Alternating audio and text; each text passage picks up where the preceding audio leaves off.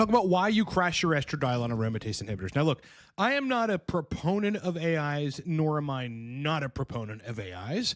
I have seen that it is just the unfortunate truth that there are some people on TRT based on where their ratios end up, meaning, where DHT versus estradiol ends up on given protocols that need to nudge estrogen in the right ratio for them to have sexual function. The first thing to go is erectile quality, as everybody knows, via a variety of mechanisms, but I believe predominantly agonism of estrogen receptors in the penis, as well as the turning on, if you will, of anti-erectile chemicals like norepinephrine in the penis causes erectile dysfunction. Now, also secondarily, it's prolactogenic, and we know prolactin causes erectile dysfunction. Some people do not need estrogen control at all, and usually those are people that are gapping out their doses. So they're injecting every 5th day, every 6th day, every 7th day.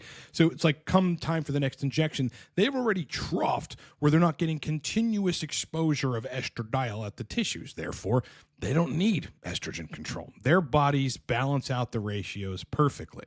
But for some individuals, compounds like anastrozole or Arimidex, right, it's one of the classic aromatase inhibitors that are prescribed for men that are on TRT, are going to be extremely useful to dialing you in. Again, the ratios are what matters, DHT to estradiol. And if that estrogen is a little over where it needs to be relative to T, you're going to have some degree of sexual dysfunction. Or at the very least, sexual function won't be great. So let's break down specifically my favorite strategy on dosing anastrozole, but actually looking at what it does in your blood and how long it inhibits aromatase, and giving insight into why it crashes people's estradiol into oblivion and messes up their protocol, but importantly, how to avoid that. Let's get into it. All right, look, before we start the video, what supports this video is our company and our products. We're a TRT-based company that makes products intended to dial people in. Most popular recently, high-dose TRT Mastery. Okay, if you want a high-dose test and actually dial in stellar libido and stellar erections on a higher level than TRT, please get this course. You will thank me later. Mastering libido and erections on TRT. Digital playbook. Everybody needs us on TRT to have alongside them to help them dial in. All this stuff is 20% off every single digital product, including Mastering Testosterone, Cypionate, a video course, premium level for dialing in on Cypionate. We've got a source list. Right? Sometimes you're going to need access to stuff you can't otherwise get. Recently launched TRT Protocol Audit. If you need me to go over your protocol and give you suggestions on what to fix to resolve your biggest problems, go book this. It's the cheapest entry level, but it gets you, me personally, for 25 straight minutes. Down in the description of this video at livecortex.com. Also just launched TRT Sexual Function Consult, as well as Sports TRT Consult. I'll get all the details in the description of this video. So the thing that not a lot of people do that I think people must do when looking at anastrozole is actually plotting out what it is doing to you. So we're going to take a small dose of 0.125 milligrams of anastrozole or Arimidex. We're going to run that every 7 days and look at what the plotter says. So look at this. We're going to go all the way down to essentially when you redose it down here at July 29th. Everybody knows, and if you didn't know, Arimidex is such a powerful drug that it starts inhibiting aromatase right away, and it builds up at its largest concentration within 24 hours of you dosing it, sometimes sooner. This is why guys will find, hey, if you're having libido and erection problems on TRT and it's related to the DHT estrogen balance and estrogen being a little bit too high for you, that 0.25, 0.125, 0.006 small doses of Arimidex fix them in 4 hours, like 3 hours, 4 hours after dosing it, their erections come back. This is why we're looking at the 29th of July here, okay? Arimidex is dosed at 0.125 milligrams. And then if you scroll upward and try to look at this this graph here, all the way at the peak at 527.846 concentration of Arimidex in your blood, you're still on July 29th, right? The drug peaked in concentration literally the day that you took it. This is both good if you've got the dose right, and it's also bad if you overshoot, because you are tanking your estradiol if the dose is too high for you.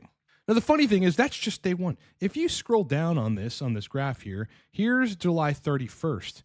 you still have most of that anastrozole in your system. People think it's a 48-hour half-life, and people tend to confuse that with the idea that after 48 hours, it's completely gone from your system and you can redose anastrozole. If you do that, chances are you're going to crush the estradiol, induce a sexual dysfunction of a different kind where your libido leaves your body like a spirit, like leaving a body in a movie. When they leave the body, there goes your libido, bro. There it is. Scroll down a little further. Look, August 1st, you still have about half the concentration of that anastrozole in your system. You dosed it on the 29th, the 29th, 30th, 31st, and August 1st, this is the 4th day, right? You still have Arimidex inhibiting aromatase enzymes because there's some of it that is still in your blood.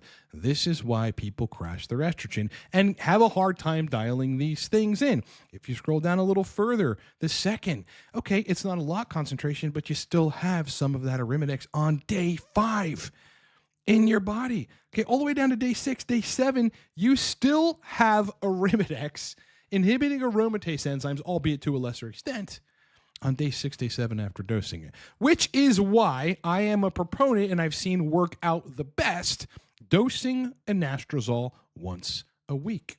This isn't the type of drug that you want steady state in your blood. And if you were to try to achieve steady state, it'd be every other day or something. You don't want that. You do want a peak and trough in the anastrozole, and after you reduce a degree of estradiol, you want that anastrozole to continue working for the next 3 to 4 or 5 days and not overloading or overlapping more anastrozole in the system to further crush estradiol. That's when you get this uneven overlap where you go from 54 picograms per milliliter of estradiol down to 16 in 4 days because you dose 0.125 every other day or something, or every third day.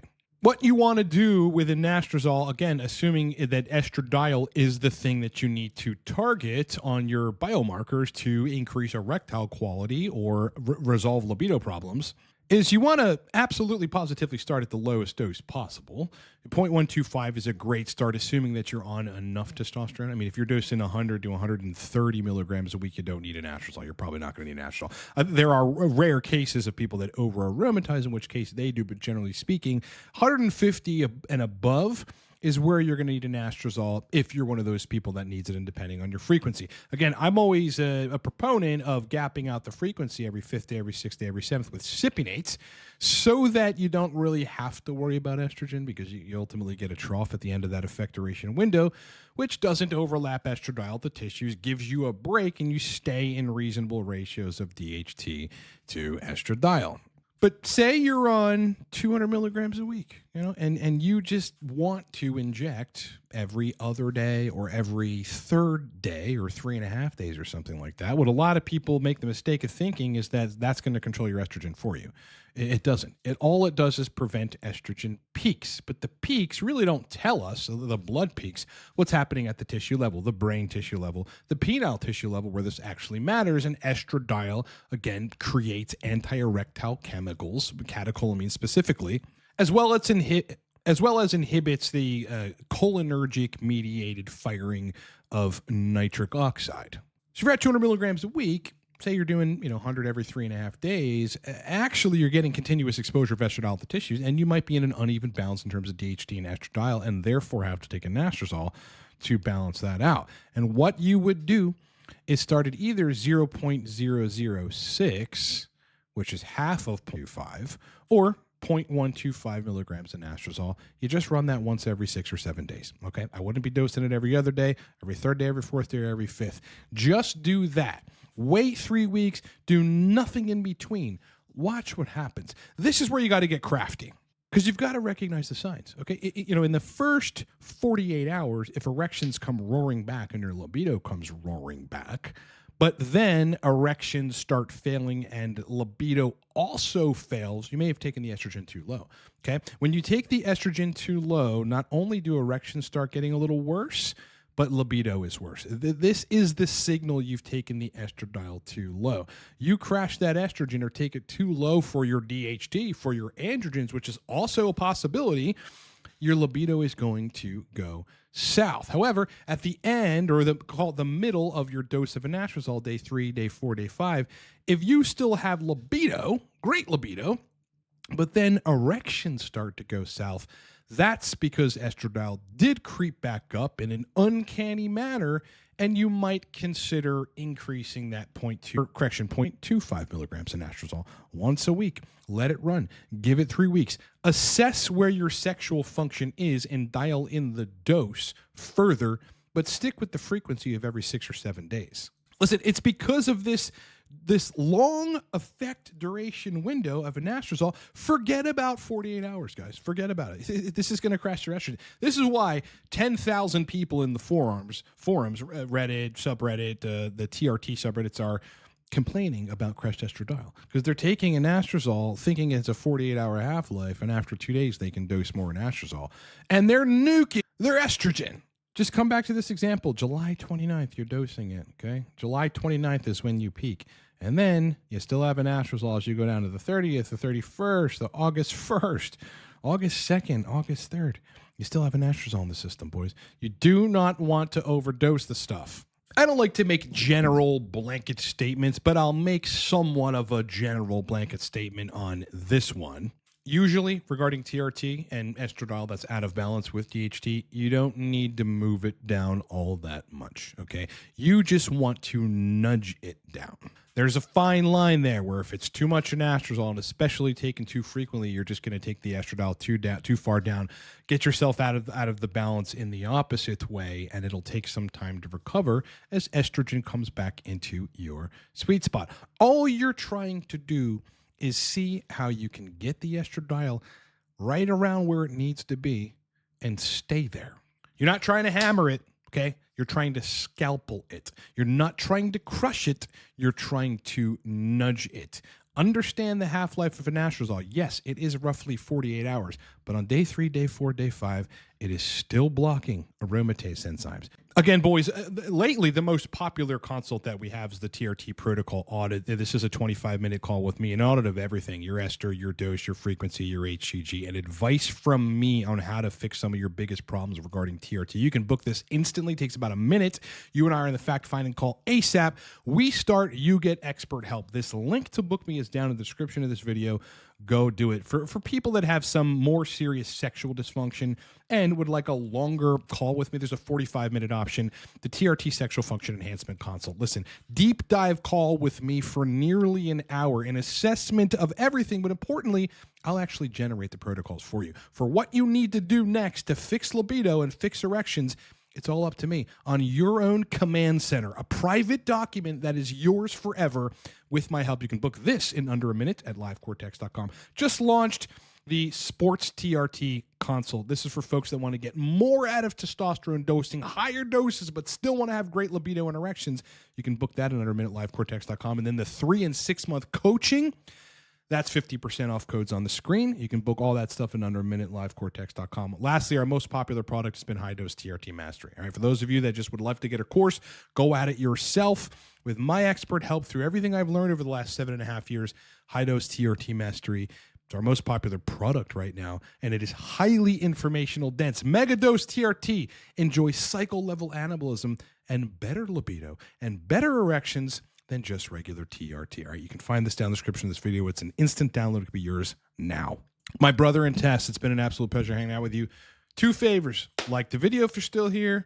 Sub to the channel. You're going to want to be on board. Like, I've posted so much content in the past. This is all I do. I mean, literally from 9 in the morning to about 5 p.m.